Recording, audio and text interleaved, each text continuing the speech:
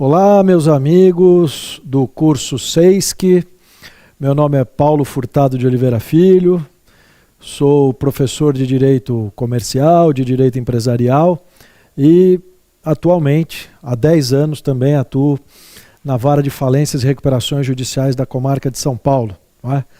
Tenho quase 30 anos de magistratura no estado de São Paulo, também sou mestre em Direito Comercial pela USP, portanto uma larga experiência também na docência. Não é? Hoje nós vamos trabalhar com vocês a correção dessa segunda prova do ENAM, e foi uma prova com bastante complexidade, umas questões com uma certa dificuldade no enunciado. Eu acredito até que é possível a gente discutir sobre a possibilidade de recurso, de anulação, não é? Mas as questões procuraram abordar vários pontos do direito empresarial. Nesse ponto, eu acho que a prova ela procurou obter do candidato o conhecimento que ele tinha em várias matérias, não é? No entanto, na formulação de algumas questões, nós vamos ver que o examinador deixou um pouquinho a desejar. Então, vamos trabalhar aí com as questões da nossa prova. Não é? Nós estamos trabalhando com a prova amarela. Não é? As questões de direito comercial, de direito empresarial, são aquelas que vão da 63, questão 63, à questão 68. Não é? A primeira questão envolve o conhecimento sobre Código de Defesa do Consumidor. E especificamente sobre um tema que é muito relevante no mercado de consumo. Não é? Nós sabemos que no consumo de massa, não é? Praticamente aquele consumidor que se dirige a um lojista, não é? Ao shopping center, enfim, que vai adquirir mercadorias a crédito, ele geralmente não é uma pessoa que já travou contato com aquele lojista, com aquele empreendedor, com aquele comerciante. Então, ao longo dos anos, foram sendo criados mecanismos para que o fornecedor tivesse informações sobre a vida pregressa do consumidor, a vida pregressa comercial. Não é? Isso se tornou algo muito importante para os fornecedores, para os lojistas, que é exatamente o acesso a um banco de dados com informações sobre o consumidor, sobre as dívidas que o consumidor tem, não é? Sobre o pagamento dessas dívidas. Não é? Então, o fornecedor tem interesse em conhecer o seu consumidor, porque geralmente o consumidor compra a crédito. Então, o fornecedor tem interesse em conhecer a capacidade de pagamento do consumidor. É um interesse legítimo. Não é?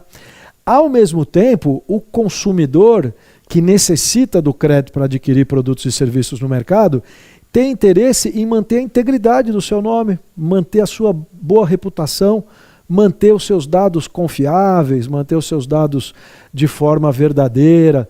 Não é? Nenhum consumidor quer ter uma informação inverídica sobre si. Ninguém quer ter a sua reputação comercial denegrida no mercado.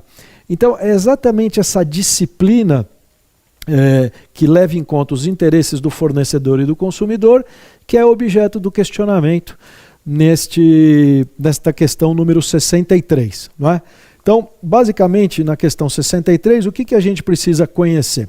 A gente precisa conhecer os artigos 42 a 44 do CDC. 42 a 44 do CDC. Então, a partir desses artigos, a gente consegue responder a questão número 63.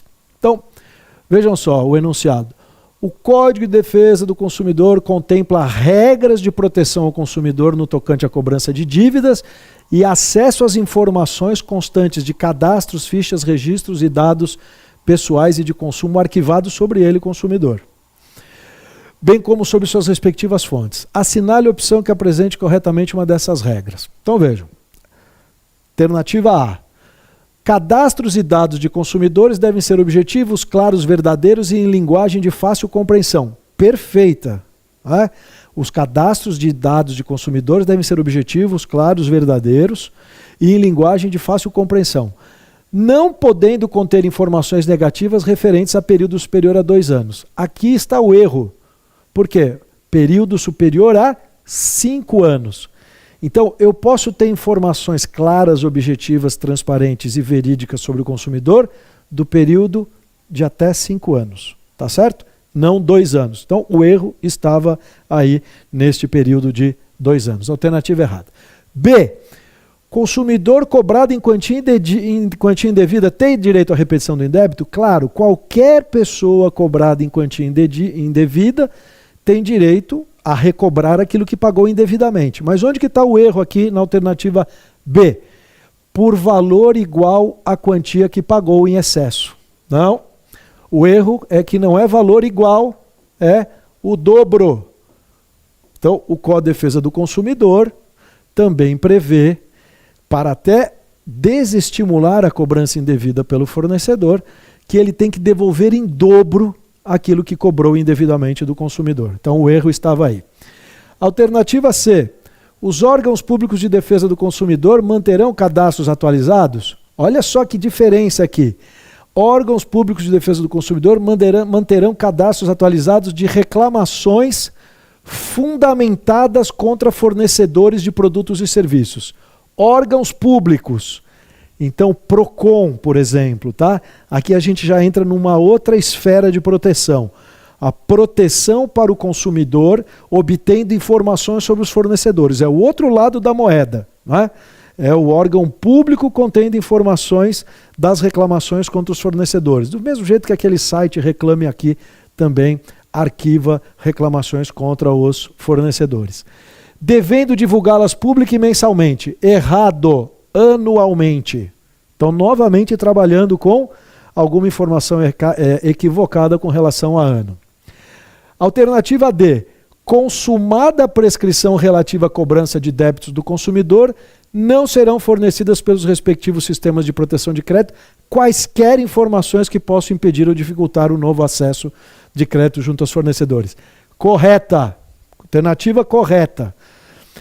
Prescrita a pretensão contra o consumidor, ultrapassado o prazo em que era possível a cobrança de uma dívida, apaga-se a existência dessa dívida do cadastro do consumidor.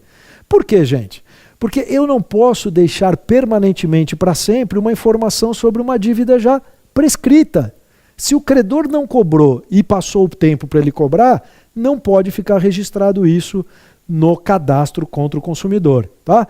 Então, ultrapassado o prazo prescricional, tem que sumir a informação do cadastro do consumidor. Alternativa correta.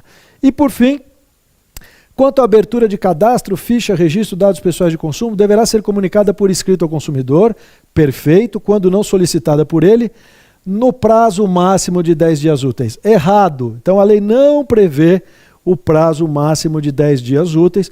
A lei simplesmente tem uma exigência que seja comunicada a abertura de cadastro ao consumidor em relação às informações a respeito da sua situação patrimonial e financeira. Mas não há previsão de 10 dias úteis, alternativa errada. Tudo bem? Então, alternativa correta, alternativa D. Isso exige que vocês conheçam os artigos 42 a 44 do CDC. Muito bem. Passando para a questão seguinte, questão que eu considero de todas elas a mais tranquila, não é? Não só porque eu trabalho há bastante tempo com recuperação judicial, mas porque, meus amigos, a interpretação sobre o artigo 49 da Lei 11.101 de 2005 já foi fixada pelo Superior Tribunal de Justiça, tá? Então, num recurso repetitivo, não é? O STJ já deu o entendimento a respeito do conceito de crédito existente na recuperação judicial. Então vamos lá. O que acontece numa recuperação judicial? Para que serve esse instituto? A recuperação judicial é um processo criado para que um empresário em crise possa negociar com seus credores a superação da sua crise mediante a aprovação de um plano. Então, é como se o legislador criasse uma negociação sob supervisão do judiciário. De um lado, o devedor, empresário em crise, que tem que preencher os requisitos do 48, da Lei 11.101 de 2005, e do outro lado, eu tenho que definir quem senta na mesa de negociação, Quem, em caso de aprovação do plano, vai ter os seus créditos modificados em termos de valor, em termos de período de pagamento, de encargos e assim por diante. Então, eu preciso saber quem são os credores que estão sujeitos à recuperação. Então, toda lei tem que me dizer, quando trata de recuperação, quem é o devedor que pode pedir recuperação, isso está lá no artigo 48, e quem são os credores cujos créditos estão sujeitos à recuperação. Está lá no artigo 49, então este era o artigo que era preciso conhecer. E não só conhecer o artigo, mas conhecer a interpretação que foi dada pelo Superior Tribunal de Justiça a respeito do artigo 49. O artigo 49 vai dizer o seguinte, olha, os créditos existentes na data do pedido estão sujeitos à recuperação. O que é um crédito existente na data do pedido? Então, imaginem que hoje uma grande empresa peça recuperação judicial, mas ela já tem várias ações de indenização por dano moral contra ela. Imagina que seja uma empresa de telefonia. Ela tem 100 mil ações de indenização por dano moral contra ela. Esses consumidores ainda não têm definido o valor devido a título de indenização. Provavelmente, depois da data do pedido, sairão as sentenças reconhecendo a indenização e o valor devido. A pergunta é, estes créditos dessas obrigações de indenizar, eles já existem na data do pedido, porque o ato ilícito ocorreu antes, ou, na verdade, tem que haver a sentença proferida na ação condenatória para que seja reconhecido o crédito existente. O que o STJ falou? Eu tenho que olhar a data do fato gerador. Então, se for uma obrigação extracontratual, quando aconteceu o ato ilícito? Não é? Se for um contrato, quando surgiu o crédito? Não é? Então, num contrato de locação, os aluguéis vencidos antes da data do pedido sujeitam-se à recuperação. Os aluguéis vencidos depois da data do pedido não se sujeitam. As indenizações por atos ilícitos anteriores à data do pedido sujeitam-se à recuperação. Indenizações por fatos posteriores à data do pedido não se sujeitam à recuperação. Então, créditos sujeitos são aqueles que decorrem de fatos geradores anteriores à data do pedido. Tá? Então, vejam, alternativa correta, B. Em relação à recuperação judicial, determina o artigo 49, estão sujeitos a ela todos os créditos existentes na data do pedido, ainda que não vencidos. A fim de fixar orientação jurisprudencial sobre a interpretação desse dispositivo, fixou-se no STJ a tese de que a existência do crédito é determinada pela data em que ocorreu o seu fato gerador. Então vamos olhar. Hoje é a data do pedido de RJ.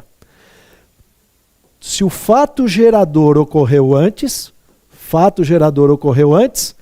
é um crédito existente na data do pedido. Ainda que o crédito não esteja vencido, ainda que não tenha uma sentença reconhecida a obrigação, ainda que só o ato ilícito tenha ocorrido antes. Tudo bem? Vamos ver as outras alternativas para demonstrar que elas estão equivocadas. É necessário que haja reconhecimento da sua legitimidade por sentença? Não, não é necessário. A sentença pode ter vindo depois. Tá? Nem é necessário um acordo extrajudicial. É necessária a celebração do contrato? Mesmo que o crédito for ilíquido, quando a existência é aferida na data da sua liquidação? Não. O crédito, segundo essa interpretação, já existia na data anterior. Ele só é liquidado no futuro, liquidado na sentença. A data do pedido de recuperação judicial também não é considerada para os créditos vincendos, né? Nem pela data da exigibilidade para os créditos já vencidos. Então, mesmo que eu tenha créditos a vencer no futuro, né, são créditos já existentes na data do pedido. Então lembrem, sempre eu tenho que olhar no plano da relação do direito material quando surgiu o crédito. Eu olho o plano da relação jurídica de direito material. Eu não olho o plano processual. Eu não olho a data da sentença, sentença civil, sentença trabalhista. Eu olho o período em que foi prestado o serviço. Eu olho o período em que surgiu o crédito. Tudo bem? E finalmente, momento da execução do contrato, independentemente de o crédito ser líquido ou ilíquido. Tá? Então, de novo, o legislador De novo, o examinador está trabalhando com uma ideia de que, olha, se você não tem um crédito ilíquido, ele não está sujeito. Errado. Errado. Cuidado com isso. Mesmo que o crédito seja ilíquido na data do pedido, se já ocorreu o fato gerador, este crédito está sujeito à recuperação. Tudo bem? Opa, tudo bem? Desculpe atrapalhar seus estudos, mas prometo que vai ser coisa rápida. Quero te convidar para a Aula Magna, a nova era da magistratura. Uma aula 100% gratuita que acontecerá no dia 11 de novembro aqui no canal do Seis Concursos. Venha descobrir como foram os 2 primeiros exames, conferir dicas exclusivas e saber quais são os pontos de atenção do ENAM 2025. Clique no link na descrição e inscreva-se agora mesmo. Então, seguindo aqui na nossa correção. Agora uma questão envolvendo direito societário, não é? Então, vamos lá ao enunciado. Sociedade unipessoal Cardoso Moreira Limitada foi negativada em razão do não pagamento de duplicata de compra e venda sacada com base em contrato de consumo e protestada por falta de pagamento. Então, foi protestada a duplicata por falta de pagamento. Aí, o que acontece? Esse devedor, não é, que teve o título protestado contra ele, ajuiza uma ação de obrigação de fazer acumulada com pedido indenizatório contra a sacadora e beneficiária do título.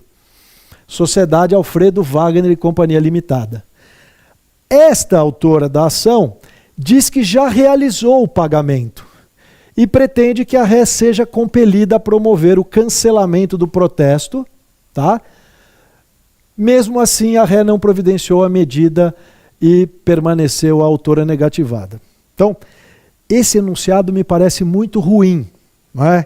E me parece que ele pode dar ensejo a questionamento dessa questão. Por quê? Qual é o dado que me parece extremamente relevante que faltou nesse enunciado? A duplicata foi paga antes do vencimento pelo devedor, pelo sacado, e, portanto, o protesto foi irregular, foi indevido. Ou a duplicata venceu, foi sacada validamente, o devedor pagou o título vencido, o protesto foi regular e então nós temos outras consequências. Então vejam só, se o título foi sacado antes do vencimento foi pago pelo devedor, o protesto foi irregular. Gerou o quê? Uma obrigação de indenizar.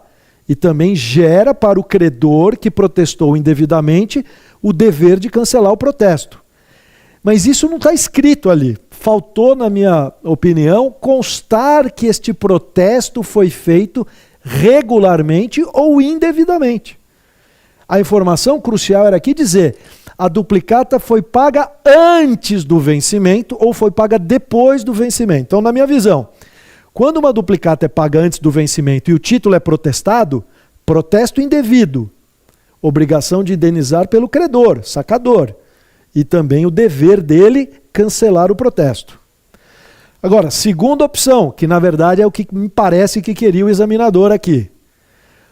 Título sacado regularmente, vencido o título, pagamento posterior ao vencimento. Então, protesto foi regular, porque o protesto comprovou a falta de pagamento na data, protesto regular.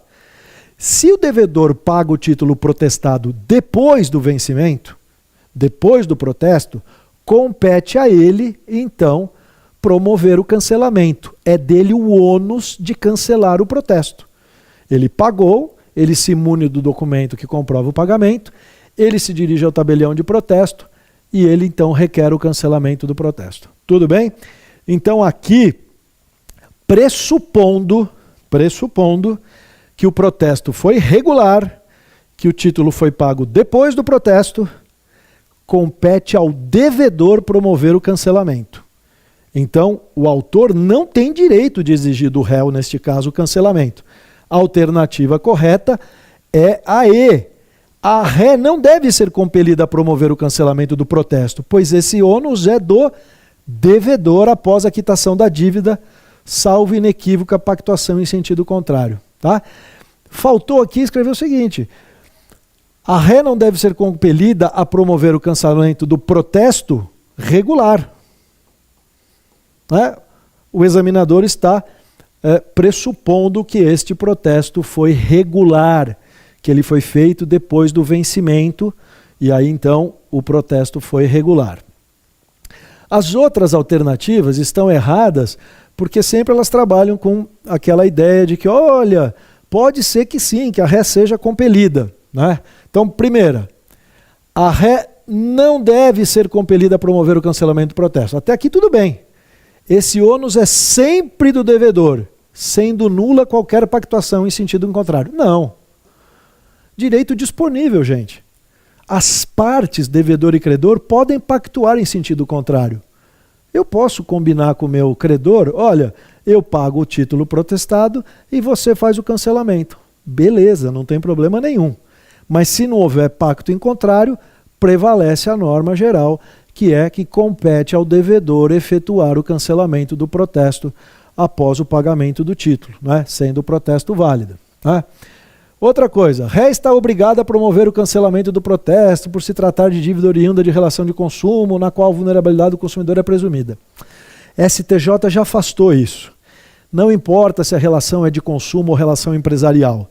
Protesto válido, pagamento posterior, quem tem o ônus de promover o cancelamento? O devedor, salvo pacto em sentido contrário. Outra alternativa errada. A ré não deve ser conferida a promover o cancelamento do protesto, porque não há vulnerabilidade do consumidor. Também, alternativa errada. A ré está obrigada a promover o cancelamento do protesto, pois ela é quem se beneficia do pagamento da dívida, né? Sendo considerada interessada para os efeitos legais. Obviamente que o credor é quem se beneficia do pagamento da dívida, né? Mas como ele fez o protesto para comprovar o fato do não pagamento pelo devedor, é o devedor quem vai se beneficiar do cancelamento do protesto. Então é o devedor quem se dirige para o tabelião de protesto. Ele é que é interessado no cancelamento do protesto. Quem é o mais interessado em limpar o seu nome e mostrar que não tem nenhuma dívida vencida? É o devedor, não é? Mas desde que o protesto seja regular, é aquilo que eu mencionei. Eu acho essa questão muito passível de ser debatida, de ser eventualmente objeto de recurso. Muito bem. Passando para outra questão, que mais uma vez me parece que trata de um tema de pouca relevância econômica, porque a gente sabe que no Brasil, quantos são os empresários individuais? Não é? Alguém pode falar, não, mas nas cidades pequenas, do interior, ainda existe muito a figura do empresário individual, não é? Aquele que explora sozinho a atividade como pessoa física, corre os riscos do negócio. Bom, né? Seria muito mais vantajoso para ele exercer por meio de uma sociedade unipessoal, né? Porque aí você tem a limitação da responsabilidade. Mas o examinador aqui trabalha com algo que é mais difícil de acontecer ainda, que é a situação do empresário individual que vai morrer, né? Então, em razão do falecimento do seu pai, empresário individual, e a pergunta é, e agora que morreu o empresário individual, o pai, o filho menor, né?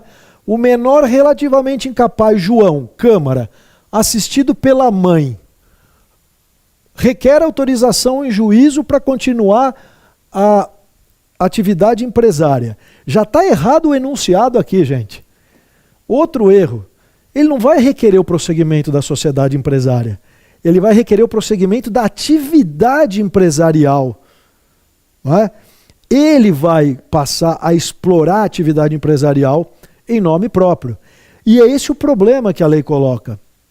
Como é que eu faço para permitir que um menor, um incapaz, prossiga na atividade empresarial? Sendo que a atividade empresarial do empresário individual, ela coloca em risco todo o patrimônio desse empresário. É um menor que poderia correr risco de perder tudo, ir para a ruína, porque a atividade empresarial é atividade de risco. Quem garante que amanhã acontece uma situação de crise econômica e vem à falência esse empresário incapaz? Então, diante desse risco de prosseguimento da atividade pelo incapaz, o que nós temos no Código Civil? artigos 972 a 980. Então, a resposta dessa questão está nos artigos 972 a 980 do Código Civil. E aqui eu vou já apontar para vocês qual é a questão, qual que é a alternativa correta. Mostrar para vocês e depois demonstrar quais são aquelas equivocadas. Então veja só. O juiz se depara com o pedido do incapaz, do menor João Câmara. Olha, senhor juiz, eu sou filho do Luiz Câmara que morreu. Ele aqui nessa cidadezinha do interior, ele tinha esse açougue aqui em nome próprio, era empresário individual, ele vendia para toda a região, ele tem 50 empregados, ele recolhe tributos para o município, para o estado. Se tiver que encerrar a atividade porque eu sou menor, é ruim para toda a sociedade. Mas aí a lei coloca o seguinte, mas se você continuar, você corre o risco de prejuízo total, de ruína total. Então, cabe ao juiz, vejam só o poder do juiz, o juiz pode autorizar o menor a continuar. É uma situação excepcional, incapaz continuando a atividade de um empresário individual que morreu. Né? Então, o juiz poderá ser deferido. Aqui é a chave. O juiz nunca é obrigado a deferir. Por quê? Porque o juiz vai examinar circunstâncias e riscos, não da sociedade, da atividade. O juiz pondera, puxa vida, mas quantos riscos, quantas circunstâncias, né? E ele, juiz, autoriza o menor, o incapaz, a prosseguir na atividade. Contudo, se a mãe do João Câmara for pessoa impedida de exercer atividade de empresário, se ela for uma funcionária pública, não pode explorar atividade empresarial em nome próprio. Então, o juiz poderá aprovar a nomeação de gerentes pela mãe do João Câmara. Alguém que seja o responsável pela administração do negócio. Por quê? O João Câmara é pequenininho, não administra. A mãe é proibida por lei, é funcionária pública. Quem que vai tocar o negócio? Os gerentes nomeados pela mãe com autorização do juiz. Gente, na prática isso é raríssimo de acontecer. Mas essa é a alternativa correta. O que está errado na alternativa B? O juiz examina as circunstâncias e os riscos do negócio, da atividade empresarial? Sim. O juiz verifica a conveniência em continuar? Sim. Mas o juiz não é obrigado a conceder. Não é que ele deverá. Né? E outra, o juiz pode, antes do fim da incapacidade, cassar a autorização. Então, não é algo que vai perdurar sempre até o fim da incapacidade. O que está certo, o que está errado na A? O pedido de autorização deve ser indeferido. Por que deve? Uma vez que João Câmara ainda não se encontra em pleno gozo da capacidade civil e não pode prosseguir a sociedade errado iniciada por outrem. Né? Então, o juiz não deve sempre indeferir. Ele pode deferir, pode indeferir. Examina os riscos, as circunstâncias e autoriza ou não. Se o juiz autorizar, e aí vem a alternativa D, o juiz deferirá e os bens que o João Câmara possuía ao tempo da sucessão, eles não ficarão sujeitos ao resultado da sociedade empresária. Mas desde que sejam bens não utilizados nessa atividade. Então, o erro dessa alternativa é que não são todos os bens do João Câmara que ficam protegidos dos riscos da atividade. Fica protegida a parte do patrimônio dele que não é usada na atividade empresarial. Então, o imóvel residencial, a casa de campo, a casa na praia, eventuais veículos utilizados por ele, isso tudo vai constar do alvará que vai ser arquivado no registro público para conhecimento de terceiros. Mas os bens utilizados na exploração da atividade empresarial se sujeitam à responsabilidade perante terceiros. E finalmente, novamente, o erro está aqui. O pedido deve ser indeferido, uma vez que somente se permite o prosseguimento da sociedade empresária quando o empresário é interditado. Errado. No caso de morte também. E aqui não é sociedade empresária, é atividade empresária. Tudo bem? Então nós temos aí a alternativa C como alternativa correta. E ainda temos uma última questão, salvo engano, que diz respeito a contrato. Então vejam que a prova, de alguma maneira, ela procurou abarcar vários temas do direito empresarial. Pegou empresário individual, pegou recuperação, ela tratou do Código de Defesa do Consumidor, tratou de títulos de crédito, embora com erros nos enunciados, não é? E aqui ela veio tratar de contrato e pegou o contrato de comissão, né? Está lá disciplinado no Código Civil, nos artigos 693 a 709 do Código Civil. Foram objeto de recentes alterações o artigo 693 e o 698, parágrafo único. Tá? Então, o legislador alterou o contrato de comissão mercantil só para dizer o seguinte, olha, a comissão mercantil é um contrato em que tem de um lado o comitente, né, e o comissário. Tá? Então, o comitente contrata o comissário e fala assim, ó, vai negociar no meu interesse, mas eu não quero aparecer. Você, comissário, vai lá e negocia em seu nome, contrata diretamente perante terceiros, mas os benefícios da operação são meus. Então, o comissário pode comprar e vender bens, né, em nome próprio, contrata perante terceiros, mas os lucros, as receitas, as vantagens vão para o comitente. E o código passou a dizer que também, olha, a comissão pode ter por objeto a realização de mútuo. Tá? Então, foi uma explicitação do objeto do contrato de comissão. O comitente pode contratar o comissário e falar, ó, vai contratar mútuo em meu nome. Em meu nome não, em meu benefício, no meu interesse, mas no seu nome próprio. Tá? Então, é uma explicitação do objeto do contrato. E o artigo 698, parágrafo único, veio dizer o seguinte, olha, pode constar do contrato a cláusula del credere, não é? E ela pode ser tanto total como parcial. Não é? O que significa a cláusula del credere? É que o comissário responde solidariamente com as pessoas com quem ele contratar em nome do comitente. Tá? Então, ele vai responder solidariamente com o comitente pelas obrigações assumidas com terceiro. Muito bem, era isso que o examinador queria saber. Então tá certo aqui, ó. Alternativa D. Tá?